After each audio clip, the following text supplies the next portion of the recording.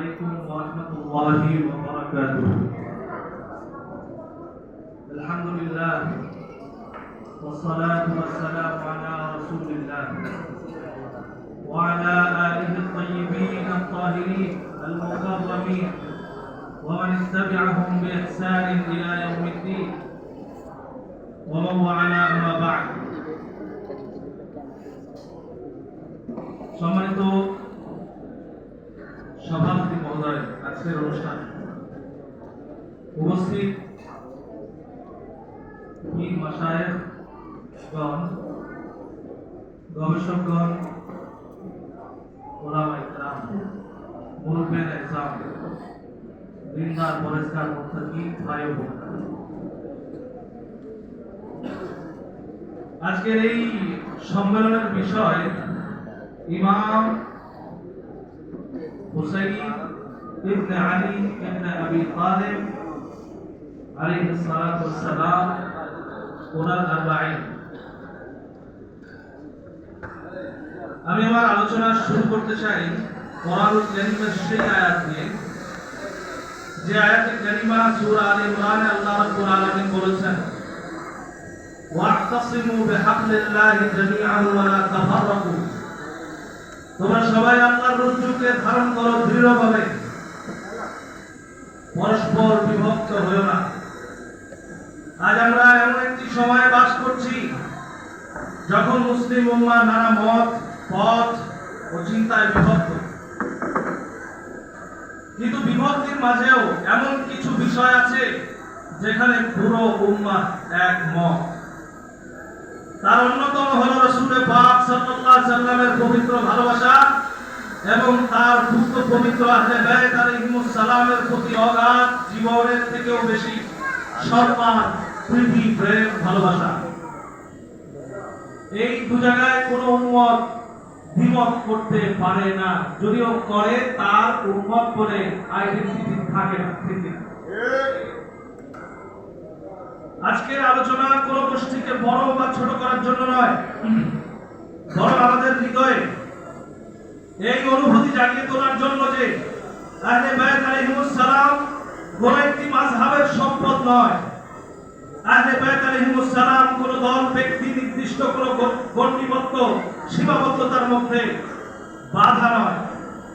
আহলে বাইত আলাইহিমুস সালাম সেই সত্তা যিনারা সমগ্র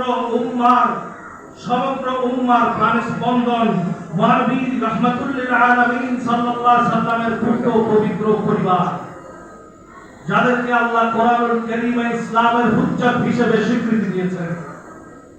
প্রিয় ভাইরা আমার, আল্লাহ তাআলা কোরআনুল কারীমের জন্যই বলেছেন মুসলমানদেরকে, ইন্নামা ইউরিদুল্লাহু লিইউযহিবা আনকুমুর রিজসা আহলাল বাইতি ওয়া ইউতাহহিরাকুম তাতহীরা।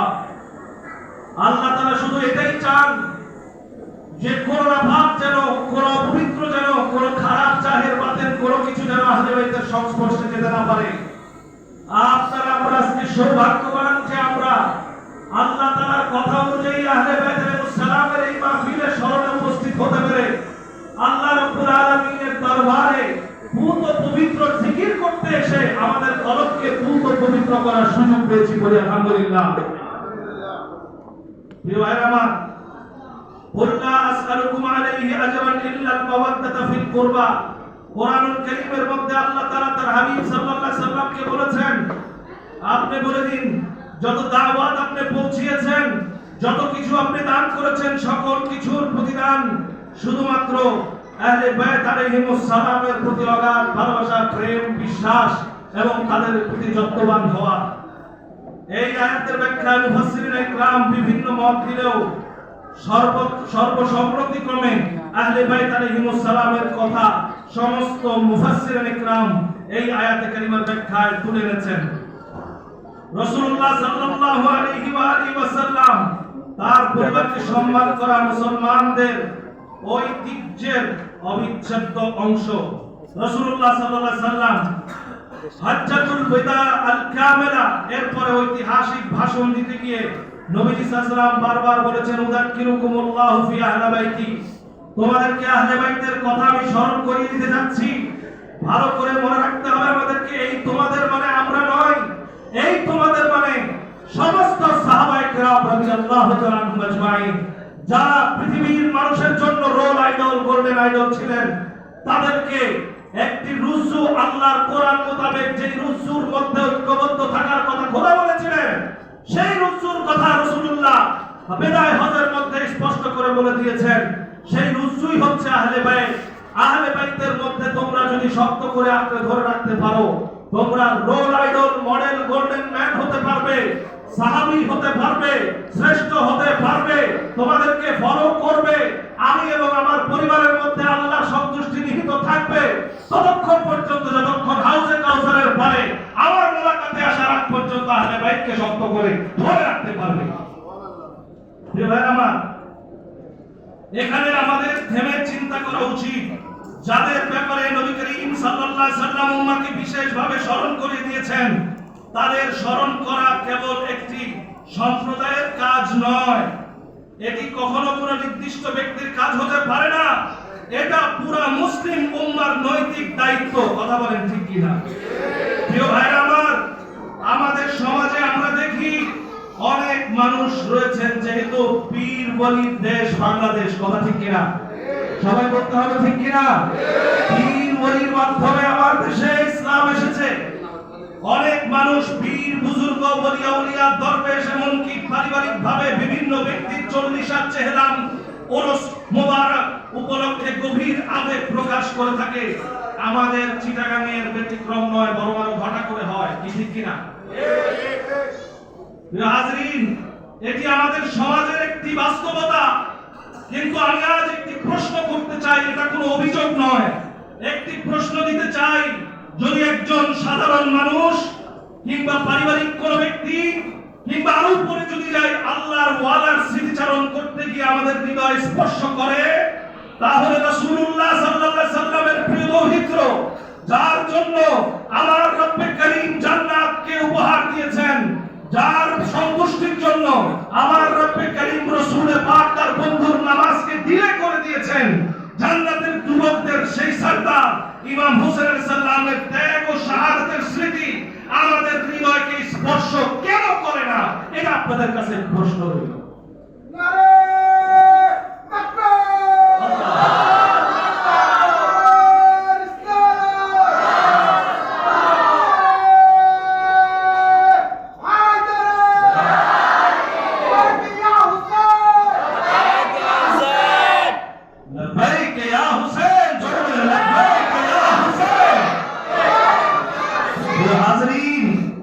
আজকে যদি বাংলার ওলি আউলিয়ার দেশে আল্লাহ ওয়ালাদের দ্বারা ইসলাম যদি আমাদের মাধ্যমে আমাদের কাছে পৌঁছার কারণে ঘটা করে যদি আমরা এত সুন্দর আয়োজন করে ওরস মোবারক চলতে পারে, হতে পারে, বাংলার সংস্কৃতির অবিচ্ছেদ্য অংশ যদি হতে পারে, কোনদিন হতো না পৃথিবীর জমিনে যদি আমার ইমাম হোসেন আলাইহিস সালামের দরবারে যদি খঞ্জর না চলতো, ঠিক কিনা বলেন? যে খঞ্জর চালিয়ে নিজের সপরিবারকে ত্যাগ করে দিয়ে আপনাদের দরবারের গদি আরামদায়ক করা হয়েছে, কোন গদি আরামদায়ক থাকবে না যদি না হোসেনকে স্মরণ করা না হয়। যদিও কথাটা রূঢ় কিন্তু চিরন্তন সত্য। প্রিয় হাজরিন, যদি আমরা মানুষের স্মৃতি ধরে রাখতে পারি, তাহলে কারবালার শিক্ষা ধরে রাখতে আমাদের সংকোচ কেন? যদি আমরা ইতিহাস ভুলে যাই, তাহলে ইতিহাসের শিক্ষা থেকেও আমরা বঞ্চিত হব। আমি এখানে কোন নতুন ইবাদতের কথা বলছি না, আমি এখানে কোন নির্দিষ্ট রীতির কথা সবার উপরে আরোপ করছি না। আমি শুধু বলছি, ইমাম হোসেন আলাইহিস সালামকে জানুন, তার জীবন পড়ুন, তার ত্যাগকে স্মরণ করুন, তার আদর্শকে হৃদয়ে ধারণ করুন, নিজে জানুন, মানুষকে জানান। মুসলমান হিসেবে, ওলি হিসেবে, দরবার হিসেবে, খানকা হিসেবে আপনাদের উপর অপরিহার্য নৈতিক দায়িত্ব হচ্ছে ইমাম হোসেনের ঝান্ডাকে বুলন্দ করে তোলা। কারণ তিনি কেবল একটি সম্প্রদায়ের নেতা নন, তিনি রাসূলুল্লাহ সাল্লাল্লাহু আলাইহি সাল্লামের পরিবারের উজ্জ্বল নক্ষত্র এবং ইসলামকে জীবিত পুনর্জীবন দানকারী সেই সত্তা, যাকে ভালোবাসতে পুরো উম্মাহকে শিক্ষা দেওয়া হয়েছে। আর বাইরের মূল উদ্দেশ্য এটাই, একটি তারিখকে শুধু বড় করা নয়, একটি আদর্শকে জীবন্ত রাখা। আমরা সেই জীবন্ত না রেখে আমরা উল্টো পথে হাঁটতেছি। মনে রাখবেন, উল্টো পথে হাঁটা শয়তানের কাজ। যতই উল্টো পথে হেঁটে আপনি সামনে এগোতে যাবেন, সামনে এগোতে পারবেন না, আপনি পিছনে চলে যাবেন। সামনে এগোবার পথ যেটি, সেটি হলো আরবাঈনের পথ। প্রিয় হাজরিন, আজ পৃথিবীতে কোটি কোটি মানুষ আরবাঈনের পথে হাঁটে। কেউ 100 কিলোমিটার, কেউ 200 কিলোমিটার, কেউ তারও বেশি। প্রশ্ন হলো কেন হাঁটে? তারা কি শুধু ইতিহাস স্মরণ করতে যায়? না, তারা এমন এক মানুষকে স্মরণ করতে যায় যিনি অন্যায়ের কাছে মাথা নত করেননি, যিনি ক্ষমতার কাছে সত্য বিক্রি করে দেননি। যেটা আমাদের সমাজে অ্যাভেলেবল। ক্ষমতা, সস্তা প্রচারণা, পদ পদবি, চাকরি, মাদ্রাসা, একটু ভিউ আর একটু সাধারণ খ্যাতি, ফতোয়ার ভয়ে যারা গদগদ হয়ে জুতা চাটে, তাদেরকে ধিক্কার জানায়। ইমাম হুসাইনের নাম যেন তারা না নেয়। ইমাম হুসাইন আলাইহিস সালাম এই চাটুকারিতা শিক্ষা দেয়নি। ইমাম হুসাইন আলাইহিস সালাম শিক্ষা দিয়েছেন নিজের জীবনকে বিলিয়ে দিয়ে হলেও, পরিবারকে বিলিয়ে দিয়ে হলেও, আমার সকল প্রিয় ভাজনকে বিলিয়ে দিয়ে হলেও আল্লাহর সন্তুষ্টির জন্য সব উৎসর্গ করা, এটাই হুসাইনের আদর্শ। ঠিক না ঠিক? প্রিয় হাজরিন, সেই মানুষটির নাম ইমাম হুসাইন ইবনে আলী ইবনে আবি তালিব আলাইহিস সালাতু ওয়াস সালাম। আপনারা শুধু ইমাম হুসাইন বলবেন না, শুধু ইমাম হুসাইন বলা যাবে না, ইমাম হুসাইন ইবনে আলী ইবনে আবি তালিব পর্যন্ত বলবেন। আবু তালিব যেখানে থাকবে না, সেখানে কোনো মিলাদুন নবীও থাকবে না। সকল মিলাদুন নবী যিনি কোলে কোলে লালন করেছেন, তিনি আবু তালিব আলাইহিস সালাতু ওয়াস সালাম।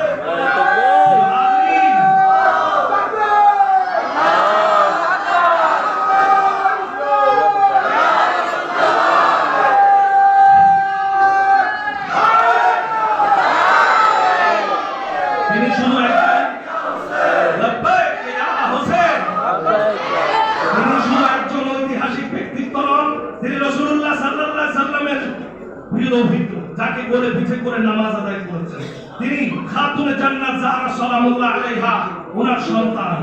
তার সম্পর্কে রাসূলুল্লাহ বলেছেন, আল হুসাইন ইন্নাল হাসান ওয়াল হুসাইনা সাইয়্যিদা শাবাবি আহলিল জান্নাহ। তার সম্পর্কে হুসাইনুন মিন্নি ওয়া আনা মিন হুসাইন বহু হাদিসে পাক বলেছেন। আরবাঈন কেবল কোন শোক নয়, এটি একটি আত্মসমালোচনা, এটি সত্যের পক্ষে দাঁড়ানোর অঙ্গীকার। আপনি সত্যের পক্ষে দাঁড়াতে পারছেন না, অঙ্গীকারের পথে আপনি আসেন না। এই জন্য আপনাকে আটকে রেখেছে কিসে? পদবি, চাকরি, আপনাকে পয়সা, আপনাকে কিসে আটকে রেখেছে? আটকে যেন রাখতে না পারে। অদম্য যতদিন হতে না পারবেন, আপনি পীর হতে পারেন, বেশাক বড় কিছু হতে পারেন, আপনার থেকে সত্য কখনো আসতে পারে না, পারে না, পারে না। আপনাকে অদম্য হতে হবে। জীবনের ইমাম হুসাইন আলাইহিস সালামের চোখের সামনে তিনি শাহাদাত দেখেছেন। সেই শাহাদাতের মধ্যে খোদা মুতাআলার হাসি, নূরানি কুদরতি হাসি মুনাজাত দেখেছেন। সেটা দেখে তিনি এগিয়ে গিয়েছেন।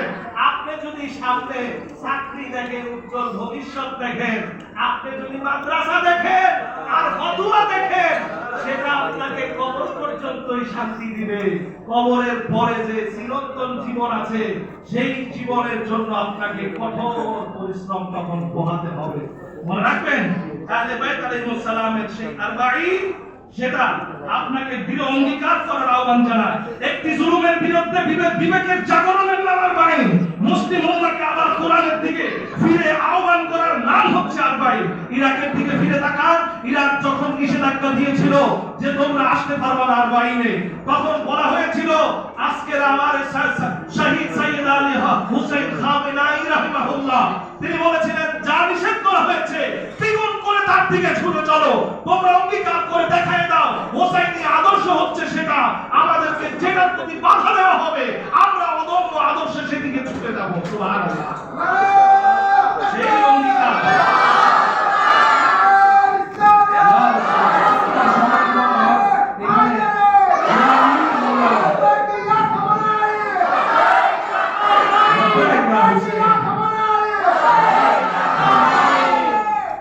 মুসলিম উম্মাহকে কোরআনের দিকে আহ্বান করা। বাংলাদেশের প্রেক্ষাপটে আমাদের আরো একটি দায়িত্ব আছে। আমরা এমন কোন ভাষা ব্যবহার করব না যাতে মুসলমানদের মধ্যে বিদ্বেষ সৃষ্টি হয়। আমরা এমন কোন ইতিহাস উপস্থাপন করব না যা মানুষের মধ্যে ঘৃণা ঢুকে যায়। বরং আমরা বলবো আমরা সবাই আল্লাহর এক কিতাবের অনুসারী, আমরা সবাই এক কিবলার দিকে মুখ করে নামাজ আদায় করি, আমরা সবাই এক নবীর উম্মত। আমাদের মধ্যে ফিকহি, ঐতিহাসিক, রাজনৈতিক বিশ্লেষণের মত পার্থক্য হতে পারে, কিন্তু কোরআনে নির্দিষ্টভাবে স্পষ্ট করে বলা আছে ইন্নামাল মুমিনুনা ইখওয়া, তোমরা ভাগ হইও না, সকল মুমিন এক জাতি, এক ভাই। ক্ষমতা নয়, সত্য বড়, সংখ্যা নয়, ন্যায় বড়, জয় নয়, আল্লাহর সন্তুষ্টি বড়। ঠিক কিনা বলো? সম্মানিত উপস্থিতি, আমি সময় বেশি নিচ্ছি, ক্ষমা সুন্দর দৃষ্টিতে। ইতিহাসের কিছু ঘটনা যদি আমি না বলি তাহলে হচ্ছে না, ছোট্ট করে একটু একটু করে বলবো। আপনারা ইতিহাসের ঘটনার দিকে যদি একটু তাকান, যুগকে বলতে দেয় না শুধু কয়েকটি ইতিহাস, বরং শতাব্দীর পর শতাব্দী মানুষের বিবেককে আলোড়িত করে। কারবালার তেমনই একটি ঘটনা, কিন্তু কারবালাকে বোঝার জন্য আমাদের একটু পিছনে ফিরে তাকাতে হবে। রাসূলুল্লাহ সাল্লাল্লাহু আলাইহি ওয়াসাল্লাম ওনার ওয়াফাত মুবারকের পরে যেভাবেই হোক না কেন, এই ইয়াজিদ পর্যন্ত যখন ক্ষমতা আসে, ইয়াজিদের সময় যখন ক্ষমতা আসে, এই ইয়াজিদ যখন অবৈধভাবে, ইয়াজিদ এবং ইয়াজিদদেরকে যারা প্রতিষ্ঠিত করেছে তারা যখন অবৈধভাবে ক্ষমতা ইয়াজিদের নিতে শুরু করে, ইমাম হোসেন আলাইহিস সালাম তখন তড়িঘড়ি করেন নাই। তিনি চিন্তা ভাবনা করে মক্কার দিকে চলে গেলেন, মক্কায় ফিরে গেলেন। আরবাঈন আমাদেরকে শিক্ষা দিচ্ছে সংস্কার প্রতিশোধের চেয়েও অনেক বড় বিষয়। ইমাম হোসেন আলাইহিস সালামের ক্ষমতা ছিল, ইমাম হোসেন আলাইহিস সালামের সামর্থ্য ছিল। ইমাম হোসেন আলাইহিস সালাম ছিলেন তখন শুধু বেহেশতের সরকার পরিচিত নয়, তিনি ছিলেন একটি গোটা উম্মার লিড দেওয়ার জন্য জেনারেল। কি ছিলেন কিনা বলেন? কিন্তু ইমাম হোসেন আলাইহিস সালাম সেটা করেননি, প্রতিশোধের কথা বলেননি।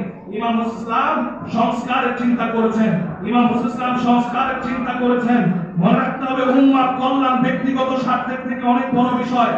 আমরা মনে রাখবেন, যখন কুফার মানুষের চিঠি আসে, ইমাম হোসেন আলাইহিস সালাম সিদ্ধান্ত তখন আবেগ দিয়ে নেয়নি, যাচাই করে নিয়েছিলেন।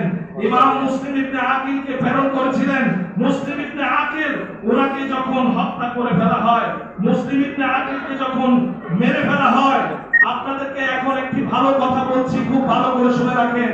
মুসলিম ইবনে আকিলের কাছে বায়াত দিয়ে তার কাছ থেকে যখন সরে যাওয়া হয়, মুসলিম ইবনে আকিলকে যখন হত্যা করে ফেলা হয়, ইতিহাস আজ পর্যন্ত সাক্ষী করে রেখেছে যাদের সামর্থ্য ছিল মুসলিম ইবনে আকিলের পাশে দাঁড়ানো, যারা পাশে ছিল, যারা সেখান থেকে সরে গিয়েছে, ইতিহাস কিন্তু কাউকে ক্ষমা করেনি, প্রত্যেকের নাম লিখে রেখেছে।